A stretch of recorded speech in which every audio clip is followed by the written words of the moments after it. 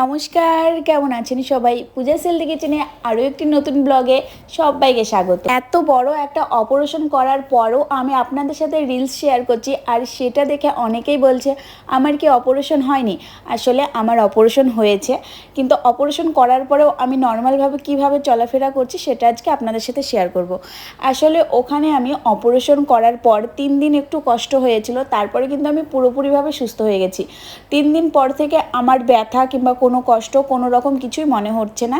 একদম টোটালি নর্মালভাবে আমি চলাফেরা করছি, তবে একটু সাবধানে চলাফেরা করছি, কারণ এখনও আমার সেলাই কাটা হয়নি, তার জন্য খুবই সাবধানে একটু হাঁটা চলাচল করছি। কিন্তু আমার বিশ্বাস করুন, একটু ব্যথা বলে কিছু নেই। ব্যাঙ্গালোর থেকে অপারেশন করে আসার পর আমি বুঝতে পারলাম আমাদের এদিককার মানুষ বা বাংলাদেশের মানুষ কেন কিছু হলে ব্যাঙ্গালোরে চিকিৎসার জন্য যায়। বিশ্বাস করুন, আমাদের এখানকার থেকে ব্যাঙ্গালোরের চিকিৎসা কিন্তু অনেক উন্নয়ন। আমি যে 3 দিনে সুস্থ হয়ে যাব আমি এটা ভাবতেও পারিনি, কারণ এর আগে আমার অনেকগুলো অপারেশন হয়েছে। প্রথমে তো অপারেশনের কথা শুনে ভীষণই ভয় পেয়ে গেছিলাম, তারপরে অপারেশন করার পর বুঝলাম যে তেমন কোনো ব্যাপার না। এখন আমি একদম নর্মালভাবে চলাফেরা করছি, আর তেমন কিছু করছি না বললেই চলে, কারণ এখনও পর্যন্ত সেলাই কাটা হয়নি, সারাদিন শুয়ে বসেই কাটছে আমার। তবে বিশ্বাস করুন, আমি একদম নর্মালভাবেই আমি চলাফেরা করছি, সমস্ত কিছু করছি। তো সকালবেলায় উঠে ওরা 2 ভাই বোন পড়তে বসেছিল, ওদের অনলাইন ক্লাস ছিল। তো সায়ন তো অনলাইন ক্লাস করছিল, কিন্তু সায়নীকে বারবার বলার পরেও কিন্তু ও অনলাইন ক্লাস জয়েন করেনি। আর বেশি যদি বলতে যাই তাহলে তো শুরু করে দিবে চিৎকার করা, কান্না করা।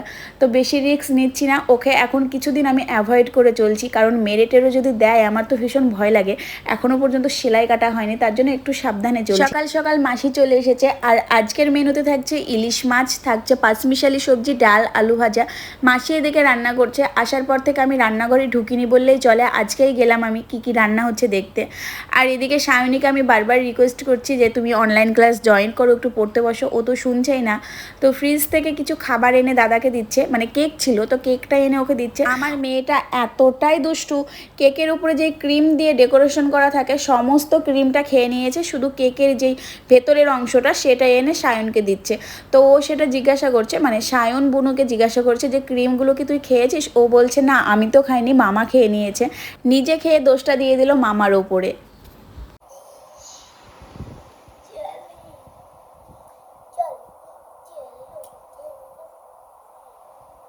ক্রিমগুলো কে খেয়েছে? তুই খেয়েছিস?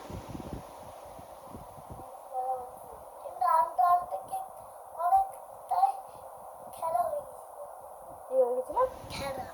কি খেলা? ও মানে কেকটা আনতে আনতে পুড়ে গেছিল অনেকটা, তাই তো?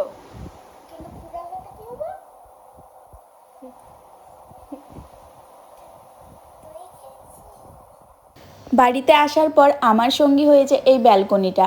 বাড়িতে আসার পর আমি নিচেও নামিনি আর বাড়ির বাইরেও যাইনি। কতদিন যে আমি করিমপুরের রাস্তাতে আমি পা দিইনি তার ঠিক নেই। তো আমি যখনই ভালো লাগছে না আমি ব্যালকনিতে আসছি, এখান থেকে রাস্তার দিকে চারি সাইডে দেখছি। আগে তো এই ব্যালকনি থেকে রাস্তার ওই সাইডে যে বাস স্ট্যান্ড, নতুন বাস স্ট্যান্ড, ওইটা পুরোটা দেখা যেত। এখন সামনে একটা নতুন বাড়ি হচ্ছে, তো ওখানে একটা বিশাল বড় প্যান্ডেল করে রেখে দিয়েছে যাতে ধুলো টুলো বাইরের দিকে না যায়, তার জন্য পুরোটা দেখা যায় না। আর এদিকে ওর পড়ার কোনো নাম নেই, আমার হেডফোনটা মাথায় দিয়েছে হেয়ার ব্যান্ড করে, আর ফ্রিজ থেকে বারবার কেক, লস্যি, আইসক্রিম এগুলো খেয়ে বেড়াচ্ছে। তারপরে পড়তে পড়তে শুরু হয়ে গেল দুজনের মধ্যে, ওরে বাপরে কি লড়াই। এখন যদি ওদেরকে আমি ঠেকাতে যাই তাহলে দুমদাম আমাকে বসিয়ে দেবে, তার জন্য আমি ভয়ে তো ওদেরকে নাড়তে পারছি না। একবার যদি আমাকে লাথি মারে তাহলে কিন্তু আমার সেলাইটা ফেটে যাবে, তার ভয়ে আমি ওদের কাছে যেতে পারছি না, থামাতে পারছি না। তো আমি বারবার ওদেরকে বলছি তোরা একটু থাম রে বাবা, কিন্তু কে কার কথা শুনে। বারবার বারণ করছিলাম বলে সায়ন আমার ভিডিওটা অফ করে দিচ্ছিল। আসলে ওরা মারামারি করছে আবার একদিক দিয়ে হাসছে, 2 ভাই বোন থাকলে এমনই হয়। আর এই পিঠাপিঠি ছেলে মেয়েদের যে মানুষ করা কি কষ্টে শুধুমাত্র তারাই জানে যারা একা একা বাচ্চাদেরকে মানুষ করে। এই দেখুন একটু আগে মারামারি করছিল, আবার দেখুন কি হাসি। তো যাই হোক, ওদের পড়াটা কমপ্লিট হলো, তারপরে ওদেরকে খাওয়ানো দাওয়ানো হলো। সকালবেলায় ব্রেকফাস্ট কমপ্লিট হয়ে গেছে। তারপরে সায়নে এসে লুকিয়ে পড়েছে। 2 ভাই বোনে লুকোচুরি করছিল। তো ঘরের ভেতরে বিশাল বড় একটা বাংকার আছে, তার মধ্যে সায়নে উঠে পড়েছে। এই জায়গাটার ভেতরে শীতের সমস্ত পোশাক, তারপরে ব্ল্যাঙ্কেট এগুলো আমি ভাঁজ করে রেখে দিই। তো সায়নী এর ভেতরে লুকাতে গিয়ে ব্যাগগুলো ফেলে দেয়, আর বুনু ব্যাগগুলো ফেলে দিয়েছে মা বকবে বলে দাদা উঠেছে ব্যাগগুলো ঠিক করে দিতে। এখন তো আমি ওর উপরে উঠতে পারবো না, আর ব্যাগগুলো একদম নিচে ফেলে দিয়েছিল। তার জন্য সায়ন আবার ওর উপরে ওঠে তারপরে ঠিকঠাক করে ব্যাগগুলো রেখে দিল। দেখো ভাই বোনে যতই মারামারি করুক না কেন, ওদের মধ্যে ভালোবাসা টান সব সময়ের জন্য থাকে। আমি যদি মেয়েকে মারতে যাই তাহলে আমার ছেলেই আমাকে বারণ করে যে বুনু ছোট, আবার ওরাই কি মারামারি করে। আর আমার মেয়েটা এত দুষ্টু, দেখো কিভাবে মুখ ভাঙাচ্ছে আমাকে। ওরা এদিকে খেলা করছিল, আমি একটু খাটের উপরে গিয়ে সবে মাত্র বসেছি, তারপর নিচ থেকে দেখছি এত জোরে হইচই হচ্ছে। আমি বললাম কি হলো, কি ব্যাপারটা বুঝতে পারলাম না। তো আমি বাইরে এসে দেখছি আমার ননদের ছেলে মেয়ে, জায়ের ছেলে মেয়ে সবাই এসেছে, আর ওরা না চিৎকার করতে করতে আসছে। কারণ হচ্ছে ওরা রোদের মধ্যে সেই পাটাবোকা থেকে করিমপুর বাস স্ট্যান্ড পর্যন্ত হাঁটতে হাঁটতে এসেছে এই গরমের ভেতরে। অত দূর এই গরমের ভিতরে হাঁটতে হাঁটতে এসে পুরো হাঁপিয়ে গেছে। আর ওরা না বাড়ির থেকে বলে আসেনি যে ওরা আমাদের বাড়িতে আসছে, ওরা ঘুরতে যাওয়ার নাম করে আমাদের বাড়িতে চলে এসেছে। এত তেষ্টা পেয়েছে ওদের, নিচ থেকে শুরু করে দিয়েছে জল দাও করে। আমি না পুরো ব্যাপারটা বোঝার আগেই পুরো ঘাবড়ে গেছি, কারণ হঠাৎ করে ওরা কাউকে কিছু না বলে সবাই চলে এসেছে। আমি দেখে পুরো অবাক। তারপরে যখন বলছে যে হাঁটতে হাঁটতে এসেছে, আমার তো মাথায় হাত, মানে এত গরমের ভিতরে ওরা হাঁটতে হাঁটতে এসেছে যেখানে আমরা একটু বাইরে বেরোতেই পারছি না। তো ওরা জল টল খেলো, আর এদিকে সায়ন আর অঙ্কুশ মারামারি শুরু করে দিয়েছে। অঙ্কুশ পুতুলগুলো নিয়ে খেলা করতে যাচ্ছে, কিন্তু সায়নই পুতুলগুলো দিচ্ছে না। ওরা দুই ভাই বোন, কোনো দিন ওদের মিল হয় না, সবসময় ওরা মারামারি করে। এদিকে অনু আমার জন্য একটা গোলাপ এনেছে, বলছে মামি এটা তোমার জন্য এনেছি। মানে আমার যে অপারেশন হয়েছে বাড়িতে এসেছি, অনু আমাকে দেখার জন্য আরও চলে এসেছে, আর অনু আমাকে অনেক ভালোবাসে।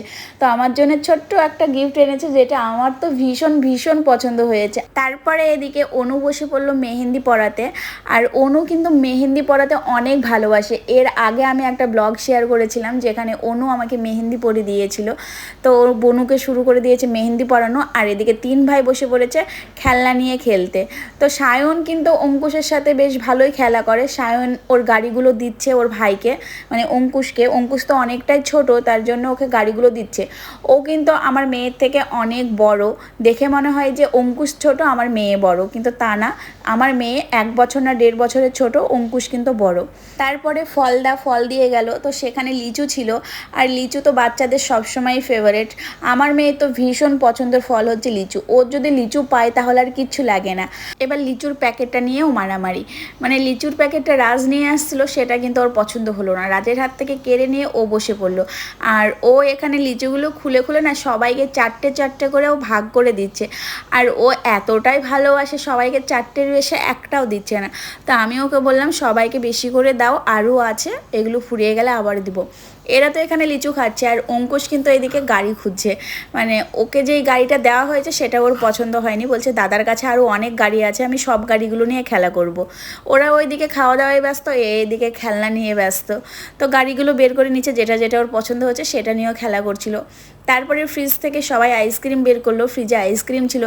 বের করে কিন্তু আমার এই যে মেয়েটা দেখতে পাচ্ছেন, এটা হচ্ছে গিন্নি, সবাইকে একটা একটা করে দিচ্ছে, আমাকেও দিতে যাচ্ছে। তো আমি বললাম আমি তখন আইসক্রিম খাবো না, মিষ্টি জিনিস তেমন কিছুই খাচ্ছি না। তো ওরা কেউ একটা কেউ দুটো, সবাই দুটো দুটো করে নিয়েছিল, আইসক্রিম খেলো, তারপরে লিচু খেলো। ওদেরকে ভাত খাওয়ার কথা বললাম, ওরা বললো এখন কিছু খাবো না, এখন এইগুলো খেয়ে তারপরে দুপুরবেলায় স্নান ধান করে তারপরে ভাত খাবো। আর ওরা তো না বলে এসেছিলো, এবার ওরা যদি সবাই মিলে একসাথে ঝামেলা শুরু করে দেয়, মারামারি শুরু করে দেয়, আমি তো ঠেকাতে পারবো না। আমি তো সঙ্গে সঙ্গে আমি ওই বাড়িতে ফোন করেছিলাম আমার জায়ের কাছে। তারপরে যা চলে আসলো, এসে ওদেরকে বকছে যে তোরা না বলে হঠাৎ করে দুপুরবেলায় চলে এসেছিস। আসল কথা হলো অনু এসেছে পুরাতন বাড়িতে ঘুরতে, মানে বেড়াতে এসেছে। তো আমি বাড়িতে এসেছি, এই খবরটা পাওয়ার পর ওরা সবাই মিলে প্ল্যান করে যে ছোটো মামির বাড়িতে যাব। আর এই দুপুরবেলায় বাড়িতে বললে তো আসতে দেবে না, তার জন্য কাউকে কিছু না বলে ওরা সোজা চলে এসেছে চুপ করে। আর এদিকে রান্নাটাও প্রায় হয়ে এসেছে, সব রান্নাই কমপ্লিট হয়ে গেছে, শুধুমাত্র এই মাছের ঝোলটা করলেই হয়ে যাবে। আর এদিকে 1 যুগ পর দেখা হলো পায়েলের সাথে, কতদিন দেখা হয়নি। আমিও অসুস্থ ছিলাম, ওরও কাজ ছিল, এই নিয়ে আমরা দুজনেই ব্যস্ত ছিলাম, ঠিক মতো দেখাই হয়নি। তো ওকে দেখলাম অনেক দিন পর। তারপরে আমি বলছি কিরে তুই তো অনেক ফর্সা হয়ে গেছিস, সুন্দরী হয়ে গেছিস। আমার কথা শুনে ও হাসছিল, কিন্তু সত্যি সত্যি কিন্তু ও আগের থেকে অনেক ফর্সা হয়েছে। আর পায়েলও আমার জন্য ফুলের ছোট্ট একটা বুকে এনেছে, যেটা অনেক কিউট। আর আমার ফুল এত ভালো লাগে, কেউ যদি আমাকে ফুল গিফট করে না আমি এমনিতেই খুশি হয়ে যাই। ফুল ছাড়া আমার আর অন্য কিছু গিফটে আমি বেশি পছন্দ করি না, আমি ফুলটাই বেশি পছন্দ করি। এই ছোট্ট বুকিটা আর অনুর এই গোলাপটা এত মিষ্টি লাগছিল, আমার এত ভালো লাগছিল সেটা আমি বলে বোঝাতে পারবো না। কারণ ফুল যারা ভালোবাসে তারাই শুধুমাত্র বুঝতে পারবে এই ফিলিংসটা। তার উপরে বান্ধবীর দেওয়া আর একটা মেয়ের দেওয়া, ভালো তো এমনিই লাগবে। তারপরে আমরা অনেক কথা বললাম, তারপরে একটু টিফিন করলাম, দিয়ে আমরা রেডি হয়ে নিলাম রিলস বানানোর জন্য। রিলসগুলো ফেসবুক আর ইনস্টাগ্রামে এতদিন হয়তো দেখে নিয়েছেন, কারণ রিলসগুলো তো সঙ্গে সঙ্গে পোস্ট করা হয়, ভিডিওগুলো একটু দেরি হয়, এডিট করতে হয়, ভয়েস কভার করতে হয়, তারপরে একটু সময় লাগে। আর রিলসগুলো তো সঙ্গে সঙ্গে হয়ে যায়। এদিকে বাচ্চারা বললো খিদে পেয়েছে, হঠাৎ করে ওরা এমন ঝুল তুললো সবাই মিলে, বললো খিদে পেয়েছে। তো আমিও দেরি করলাম না, মাসিকে বললাম তাড়াতাড়ি ওদেরকে খেতে দিয়ে দাও। আর বাচ্চাগুলোর মধ্যেই দেখো আমাদের সব থেকে ছোটো বাচ্চাটাও বসে পড়েছে। আসলে আমরা সবাই মিলে একসাথেই খেতে বসেছিলাম। এবার অনেকেই আমাকে কমেন্ট করছে আমি নাকি আগে থেকে অনেক ফর্সা হয়ে গেছি। আমার মুখে প্রচুর দাগ ছিল, সত্যি কথা বলতে এখন একটাও দাগ নেই। তো কিভাবে কমলো সেই সিক্রেটটা আজকে আমি আপনাদের সাথে শেয়ার করব। তাই দেখুন, প্রথমে আমি নিয়ে নিলাম বেসন, এবার আমি এর মধ্যে দিয়ে দেবো 1/2 চামচ কফি। তো কফিটা দিতে গিয়ে না আমার কাছ থেকে একটু পড়ে যায়, কারণ চামচটা ছিল অনেকটা বড়, আর কফির যেই বোতলের মানে কৌটোর যেই মুখটা সেটা ছিল অনেকটা ছোট, মানে ভালোভাবে খোলা হয়েছিল না পুরোপুরিভাবে। কফিটা বের করতে গিয়ে একটু আমার কাছ থেকে পড়ে যায়। তো 1/2 চামচ মতো দিয়ে দিলাম এখানে কফি, আর 3 চামচ মতো দিয়ে দিয়েছি বেসন। এবার আমি দিয়ে দেবো 3 চামচ মতো টক দই। এটা কিন্তু পিওর টক দই হতে হবে, আর বাড়িতে যদি বসানো যায় তাহলে তো আরও ভালো। তো এবার এটা ভালো করে মিক্স করতে হবে, সমস্ত কিছু ভালোভাবে মিক্স করতে হবে। এটাই হচ্ছে এটার ঝামেলা, মানে মিক্স করাটা একটু খাটনির, তাছাড়া কিন্তু কোনো ঝামেলা নেই। আমাকে অনেকেই কমেন্ট করছে আমি নাকি আগের থেকে অনেক সুন্দরী হয়ে গেছি। আবার অনেকেই আমাকে ফোন করেও জিজ্ঞাসা করছে যে কী মাখছিস বল না, একটু সিক্রেটটা বল, কি মেখে তোর স্কিনটা এতটা গ্লো করছে, আর মুখের দাগগুলো কিভাবে গেল। সত্যি কথা বলতে কিছুদিন আগেও কিন্তু আমার মুখে প্রচুর দাগ ছিল, এত পরিমাণ দাগ ছিল আমার নিজের দেখতেই কেমন একটা বাজে লাগতো। তো আস্তে আস্তে দাগগুলো মিলে যায়, তাছাড়াও আমার স্কিনটা কিন্তু আগের থেকে অনেক সফট হয়েছে আর অনেকটাই গ্লো করছে। তার সিক্রেটটা কিন্তু আজকে আমি আপনাদের সাথে শেয়ার করলাম। এটা কিন্তু সপ্তাহে 1 দিন কিংবা 2 দিন ট্রাই করলে বাড়িতে, যাদের মুখে র্যাশ বা পিম্পলের দাগ আছে তারা তো অবশ্যই এটা ট্রাই করতে পারো। এটা কিন্তু অনেক উপকারী, আমি মাঝে মাঝে এটা ট্রাই করি। আর এই প্যাকটা কিন্তু আমাকে শেয়ার করেছে শিল্পা। এর আগের একটা ব্লগে আমি আপনাদের সাথে শেয়ার করেছিলাম শুধু টক দই আর বেসন। তো মাঝে মাঝে আমি এর মধ্যে কফিটাও দিই, আবার শুধু টক দই আর বেসনটাও দিই। তো সত্যি কথা বলতে এটা কিন্তু অনেক উপকারী, আমার তো ভীষণ উপকার হয়েছে। আর আমার স্কিনটা এতটাই বাজে, বাইরের কোনো ফেস ওয়াশ বা কোনো ক্রিম কোনো কিছুই আমার শ্যুট করে না, এতটাই অয়েলি স্কিন। তার জন্য আমি এই ঘরোয়া টিপসগুলো অনেক পছন্দ করি। তো মাঝে মাঝেই আমি এটা ব্যবহার করি। সত্যি কথা বলতে আমার ফেস ওয়াশেরও দরকার পড়ে না, আর কোনো ক্রিমেরও দরকার পড়ে না। মাঝে মাঝে আমি নর্মাল জল দিয়ে মুখটা এমনি ধুয়ে নিই, তাহলেই হয়ে যায়। তো ফার্স্টে মুখটা ভালোভাবে নর্মাল জল দিয়ে ধুয়ে নিতে হবে, তারপরে এই প্যাকটা মাখাতে হবে। তা আমি তো মেখে নিলাম, এরপরে আমার যা এসেছে আমার যাকেও একটু মাখিয়ে দিলাম। ফার্স্টে তো মাখতে চাচ্ছিল না, তারপরে আমি বললাম তুমি একবার আমাকে বিশ্বাস করে মেখে দেখো, যদি কিছু হয় তাহলে সেই দায়িত্বটা আমার। কারণ এর মধ্যে দেখো তেমন কোনো কেমিক্যাল নেই, আর এই প্যাকটা বানাতে যা যা ইউজ করেছি সবগুলোই কিন্তু স্কিনের জন্য অনেক উপকারী। তো তার জন্য সবাইকে বলবো একবার হলে কিন্তু ট্রাই করে অবশ্যই দেখবা। দিদিকে ভালো করে মাখিয়ে দিচ্ছি আমি। আর এই প্যাকটা যে শুধুমাত্র মুখে মাখা যাবে তেমনটা কিন্তু না, গলায়, হাতে, পায়ে সব জায়গায় কিন্তু এই প্যাকটা ইউজ করা যাবে। তো প্যাকটা মেখে আমি এখানে বসেছিলাম শোকানোর জন্য। তো পায়েল বলছে আমি এবার বাড়ি চলে যাই। সত্যি কথা বলতে অনেক দিন পর দেখা, আমারও মনে হচ্ছিল না যে ও যাক, ওরও মনে হচ্ছিল না যে ও যাক। তো ওর বাড়িতে কাজ আছে তার জন্য কিন্তু একটু তাড়াতাড়ি চলে গেল। তো প্যাকটা মেখে এখন আমাদের বসে থাকা ছাড়া আর কোনো কাজই নেই। আর এদিকে মাসিকেও দিয়েছি, মাসিকে এর আগে একবার দিয়েছিলাম, তো মাসি মেখে অনেক উপকার পেয়েছে। তো আজকে যখন আমি প্যাকটা বানাচ্ছিলাম তখন বললাম তুমি কি মাখবা, মাসি বললো আমাকে একটু দিও আমি মাখবো। সত্যি কথা বলতে এটা কিন্তু অনেকটা উপকারী। এই ফেস প্যাকটা মাখার পর তো অনেকক্ষণ বসে থাকতে হবে, কারণ শুকাতে অনেকটা সময় লাগবে। তো কী করবো বুঝতে পারছিলাম না, আর বসে থেকে থেকে না এতটাই বোরিং হয়ে গেছে, আর একটু ভালো লাগছে না যে বসে থাকি শুয়ে থাকি। তো ভাবলাম বেল আছে, পাকা বেল আছে দুটো, তো কিছু বানানো যাক, মানে বেল দিয়ে শরবত বানানো যাক। তো দিদি বললো জ্যৈষ্ঠী মাসের আজকে হচ্ছে লাস্ট, তো বেল দিয়ে শরবতটা বানিয়ে নে, কালকে থেকে আর মানে বেল খাওয়া যাবে না। যাদের নাকি প্রথম সন্তান ছেলে তারা নাকি বেল খেতে পারে না। এটা যদিও আমি জানি না কারা আবিষ্কার করেছিল এই ধরনের কথাগুলো, তবে বাড়ির বড়রা যখন বলে তখন অবশ্যই সেটা মানা উচিত। আর বেলের শরবত বানানো তো ভীষণই সহজ। ফার্স্টে বেলটাকে খোসা থেকে ছাড়িয়ে নিল, দিয়ে একটা পাত্রে বেলের ভেতরে যেই শাঁস বা আঁশ যেটা থাকে সেটা জল দিয়ে গুলে একটু পাতলা করে নিল।